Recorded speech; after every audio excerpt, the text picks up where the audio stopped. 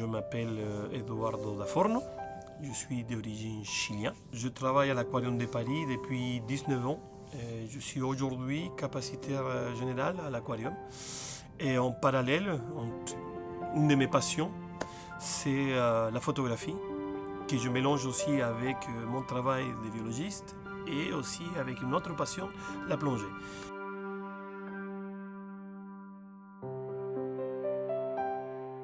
Pour certaines personnes, les poissons, c'est simplement quelque chose à manger. Pour d'autres, ça nous intrigue. Moi, j'ai commencé à être attiré par l'océan parce que, comme j'avais dit, je viens de Chili. Et tous les samedis, à 15h45, il y avait une émission dans des vieilles télés à transistors en noir et blanc. Et c'était Jacques Cousteau et Le Monde de Silence. Et j'avais, je sais pas, 4, 5, 6, 7, 8 ans quand j'ai commencé à observer tout ça. Et immédiatement, il y avait cette attirance pour tout ce qui se passe sous l'eau. Et ça a guidé littéralement toute ma vie.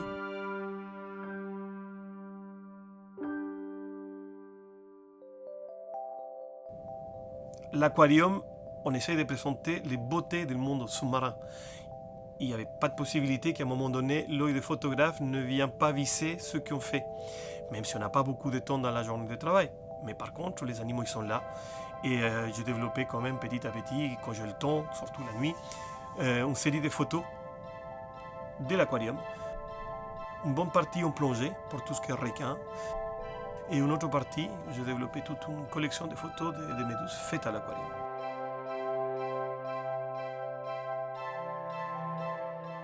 Les gens ils ont l'habitude de voir les méduses ou écrasées sous le sable, toutes polluées avec des grains de sable et tout ça. C'est simplement les personnes qui peuvent plonger, qui parfois peuvent creuser le chemin d'une méduse et voir la beauté d'une méduse.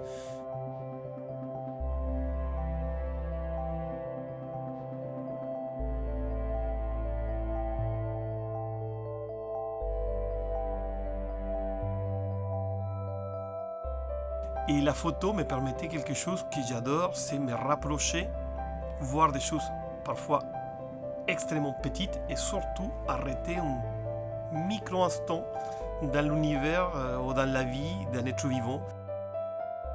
Pour moi, à mes yeux, tout a l'importance d'être observé. Comment on peut faire profiter les beautés du fond de l'océan à quelqu'un qui n'a jamais plongé ? Quelqu'un qui vit loin de la mer ou qui n'a jamais eu la possibilité d'aller dans la mer. Moi, j'adore le regard des fois d'un enfant qui n'a jamais vu un animal sous-marin et quand il le voit en face de lui. Je préférerais qu'un jour il peut plonger. Mais bon, peut-être que le fait de le voir aujourd'hui dans un aquarium va inspirer une ligne de vie, une ligne de travail qui va le conduire toute sa vie. Nous avons un outil qui permet d'émerveiller les gens. Et si les gens sont émerveillés, si les gens ils sont contents de voir quelque chose, ils apprennent quelque chose. Et s'ils apprennent quelque chose, ils vont peut-être creuser un peu plus. Et ils vont écouter que les scientifiques disent attention à telle chose, attention à la surconsommation, attention à la pollution. Mais si on ne sait pas que ces deux facteurs, par exemple, peuvent causer des problèmes aux poissons, pourquoi on va s'intéresser? Du moment qu'ils observent quelque chose, ils sont intéressés pour quelque chose, ça peut changer la donne.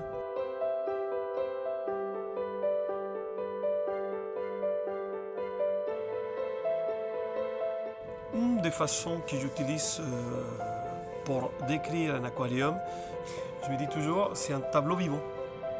Pour quelqu'un qui prend attention de ce qu'il observe, se rend compte qu'il y a énormément de choses qui se passent dans un aquarium. Il peut y avoir un petit couple de poissons qui commence à former un couple, il peut y avoir un animal en train de manger, il peut y avoir un animal qui manifeste une certaine territorialité et il va chasser les autres, comme ils le font dans l'océan. Un aquarium, ce n'est pas qu'une image, c'est littéralement un tableau qui évolue en permanence. Quel est le but de mon travail à l'aquarium en tant que biologiste et photographe? C'est sincèrement réussir à attirer l'attention des gens, soit pour une photo, soit pour cette espèce de tableau vivant, à s'intéresser à quelque chose qui forcément, ça ne fait pas partie de son univers. Mais si la personne arrive à s'intéresser à cet autre petit univers à côté de son univers, on a gagné quelque chose d'énorme.